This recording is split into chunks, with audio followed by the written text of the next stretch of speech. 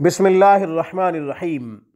सामिईन कराम, आज हम हैज़ा से निजात के लिए एक खूबसूरत कुरानी अमल आपकी खिदमत में पेश कर रहे हैं। सामीन, हैज़ा एक ख़तरनाक बीमारी है। ये पेट की बीमारी है। जब खाने में कोई शख्स बदपरहेज़ी करता है तो ये बीमारी लाहक होती है। ये बीमारी बच्चों को भी लाहक होती है। छोटे बच्चे 6 माह के, साल के, 1.5 साल के, 4-5 महीनों के बच्चों को भी ये बीमारी लगती है। माँ की वजह से, या कभी दूध ख़राब हो, या कोई भी सबब बन सकता है। हैज़ा से निजात के लिए करना क्या है?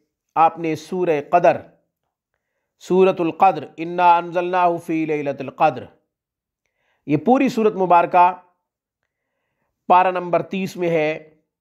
इसको आपने 3 दफ़ा पढ़कर खाने पीने की चीज़ों पे दम करना है।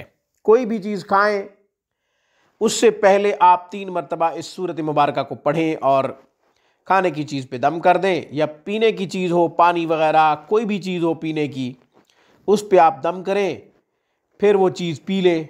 दूध हो, पानी हो, जूस वगैरह हो, उसको आप पी लें। इंशाअल्लाह हैज़ा ख़त्म हो जाएगा। और अगर हैज़ा से क़बल अज़ वक्त बचना चाहते हैं कि इन फ्यूचर ये बीमारी लाहक ना हो, जैसा कि आजकल वैक्सीनेशन की जाती है बीमारी से बचने के लिए, फ़क़त से पहले किसी भी बीमारी से बचने के लिए वैक्सीनेशन की जाती है, आप इसको भी कुरानी वैक्सीन समझ लें।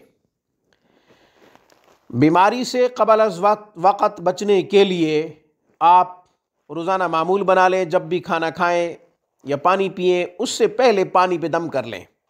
दोनों चीज़ों पे एक ही दफ़ा 3 दफ़ा सूरह क़दर को पढ़ें और पानी पे भी फूंक मार दें, खाने पे भी फूंक मार दें, जो भी चीज़ें सामने हैं सब पे फूंक मार दें। फिर खाना खाएं और जो भी लवाज़िमात हैं उनको खूब इस्तेमाल करें और लुत्फ़ उठाएं। इंशाअल्लाह हैज़ा की बीमारी का आप शिकार नहीं होंगे। आज की वीडियो में बस इतना ही। रूहानी परवाज़ को सब्सक्राइब कीजिए। हमारी तमाम वीडियोस की अपडेट हासिल करने के लिए घंटी के बटन को दबा दीजिए। अस्सलामु अलैकुम वरहमतुल्लाहि वबरकातुहू।